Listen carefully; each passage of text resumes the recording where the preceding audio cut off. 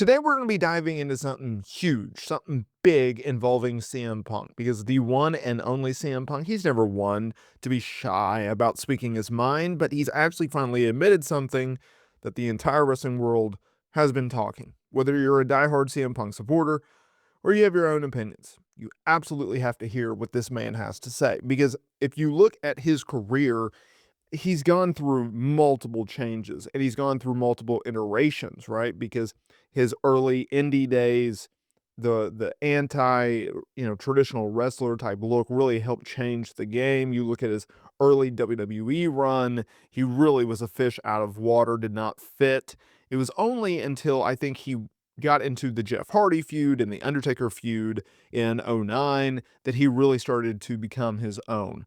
And whether his departure turns you off to him, whether his AEW run turns you off to him, or you fell back in love with him once he returned to WWE in November of 2023, CM Punk has always been divisive. He always gets someone's opinion, right? Whether you like him or you don't, you at least have an opinion about him, and you at least have something to say about CM Punk in his pro wrestling career. That is not to say that he is perfect. That is not to say that he has done everything wrong. He does carry himself with a lot of confidence in his ability in that squared circle or on that microphone. He is one of a kind. And if you look at his AEW run, it's very, very up and down. It's a roller coaster, and ultimately it ended badly. If you look back on AEW's run with CM Punk, I think you look at it in a different light compared to when you were in the moment. I don't think he ever fit in AEW. I think despite his indie run, his TNAs, and his ROH runs, he's always been a WWE guy in my eyes. And so he was doing a lot of media leading up to WrestleMania, including appearing on the Ringer Wrestling podcast. And he was talking about his AEW run. And he was talking about how when he returned to wrestling in 2021, under the All Elite Wrestling banner, he went with a devil he didn't know as opposed to the devil that he did know. He said, I kind of took a gamble, whereas, like, what was it, 2021, when I came back, I went with the devil I didn't know instead of the devil I did know. And then he also revealed that there's something else going on, which we'll get to in a minute.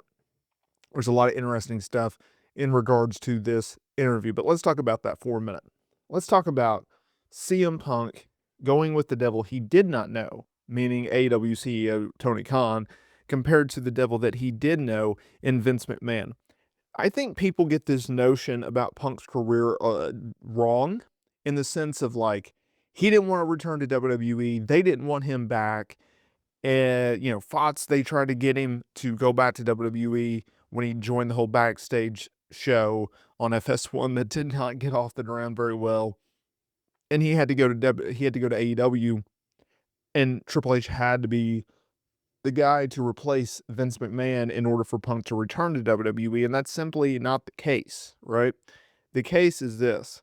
WWE and CM Punk had multiple talks over the years.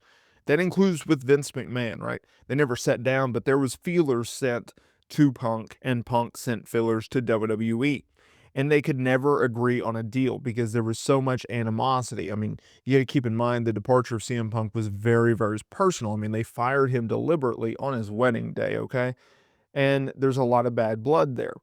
So when he goes to AEW, it's like, okay, Tony Khan, he got his white whale. He always wanted Punk under contract. But Punk, dealing with the EVPs and everything like that, it did not go over well. And there has been, stories over the years about how chaotic it can be in AEW, and that the inmates run the asylum. And Punk, as much of a new generation guy that he is, and that he helped pave the way for many wrestlers out there, he's old school, right? He looks up to Bret Hart and Harley Race and all of these old school guys with the old school mentality of, I would rather draw money by doing a promo than I would go out there and have a 5-star classic and no one cares, right? He's there to make money. He's trying to grow a business. These are all references, all comments, all remarks in which he has made over the years, even at AEW press events, right?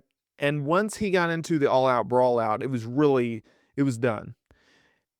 The argument could be made that you should not have brought CM Punk back afterwards because I think he had mentally checked out, especially the whole surgery debacle and him alleging that they didn't pay for it, and that he would, right? But there is a difference between medical clauses. WWE, hey, this is our doctor, this is who you're going to get it by, and we're going to pay it. Whether with AEW, it's, hey, a wrestler, go out there, find a doctor, and then we'll reimburse you, right? And he's never clarified whether or not AEW paid his medical bills, and I don't have any factual evidence whether or not they did, so it's kind of left up in the air, and I hope one day that they'll clarify that situation because I feel like that's a lingering thing and could potentially open up AEW to a lawsuit, but I digress. Everything that was leading up to that moment, it was right there. There was reports that there was issues behind the scenes, right? And then everything goes on with Punk and everything like that.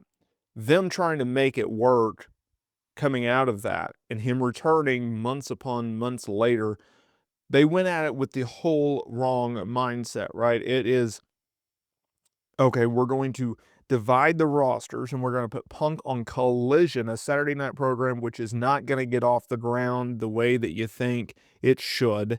Okay, regardless of CM Punk being a draw, and you're going to split your rosters as well when you have a flagship show in Dynamite that got you to the dance that is on a better night, and you're going to not have your biggest star on there. It doesn't make a lot of sense, right? And then you're also dictating who can and cannot be around Punk, right? Like, I mean, they're dealing with that with a lawsuit right now with Ryan Nemeth, right? And he's made accusations against Punk in AEW.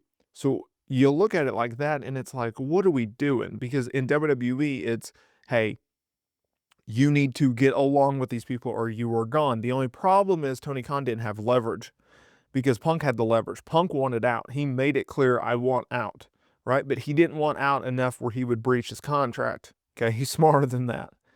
And so that was where where the issue, the crux of the problem, right? The choke point of the problem, where Punk didn't want to be there, but AEW didn't want to fire him. And now we're left in this like the lingering spot. The idea of CM Punk going back to work for Vince McMahon, I think, is pretty evident as to why it never happened, because it was never supposed to happen. There was too much bad blood, and really the idea that Punk was so frustrated that he was willing to walk out in 2014. Can you imagine how frustrated he would have been in 2019, 2020, 21, right? In early 2022? That was a bad WWE backstage environment. That was a bad WWE product, and it was all due to Vince McMahon. I think the idea that Punk coming back and not working with anyone but Triple H would not have worked. I just don't think him and Vince could get water under the bridge. Okay? I mean, he's talked about in interviews where he went and he saw Vince McMahon at WWE's headquarters after Vince forced himself back in. And, it was, hey, you want to talk after this workout? And Vince is like, yeah, we'll talk after this workout. And then they never did. Like, Vince left. It's like, okay, he left. And, Punk doesn't make anything of it. So I don't think they ever squashed their issues. Maybe that, doesn't help things. But very interesting comments by CM Punk here. I definitely recommend you guys go out there and check out the video.